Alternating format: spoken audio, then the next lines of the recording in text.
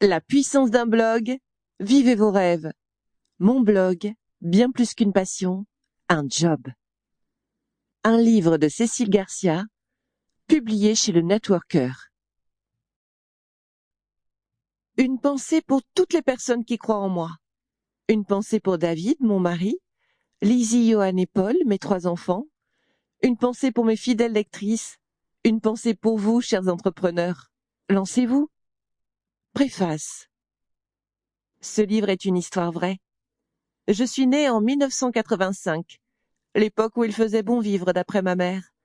Bébé terriblement désiré par mes parents, je suis arrivée avec plus de 10 semaines d'avance. Toujours pressée, me dira-t-on plus tard. Cette crevette d'1 kilo de sang dans une couveuse archaïque, c'était moi, Cécile. Durant 2 mois, ma mère venait me voir 1 fois par semaine. La néonatologie était très loin de notre commune, pour ne pas dire à l'autre bout du département. Est-ce pour cette raison que je ressens une force folle en moi? Nous ne le saurons jamais. Ce livre, c'est l'histoire et l'évolution d'une petite fille brune, timide, introvertie et triste, à une femme indépendante et entrepreneur. Tout cela grâce à un blog, mon blog, Les Confidences de Lizzie. Durant mon enfance, j'ai vécu un grand nombre de péripéties. Des fessées inexpliquées de mon père au divorce de mes parents, sans oublier le harcèlement scolaire dû à ma petite taille. Il faut dire que je mesure 1 mètre et pas beaucoup plus.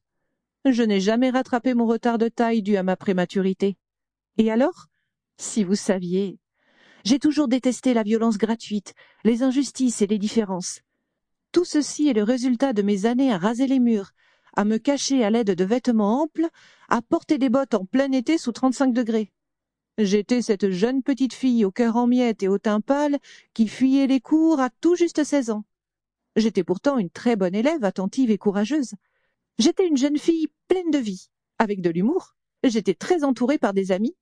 J'aimais sortir, aller au cinéma ou au centre commercial. A contrario, j'étais toujours très proche des adultes. Ma mère me disait toujours que j'étais une enfant qui adorait écouter les grands et tout analyser. Puis un jour de décembre, tout a basculé en classe de seconde. Le lycée peut être un lieu si ingrat. L'enseignement déshumanisé y est presque automatisé. Mes camarades de classe m'ont littéralement prise pour leur punching ball. Je représentais un défouloir vivant. Insultes, moqueries. Un jour, j'ai pris la décision de ne plus me lever. Je ne voulais plus les affronter 1 minute de plus. Ça a été trop loin, trop vite, trop vif. Je jonchais le lit. Je me laissais vivre. Je m'auto-dénigrais. Je survivais dans cet endroit qui n'était pas le mien. Sample complete. Ready to continue?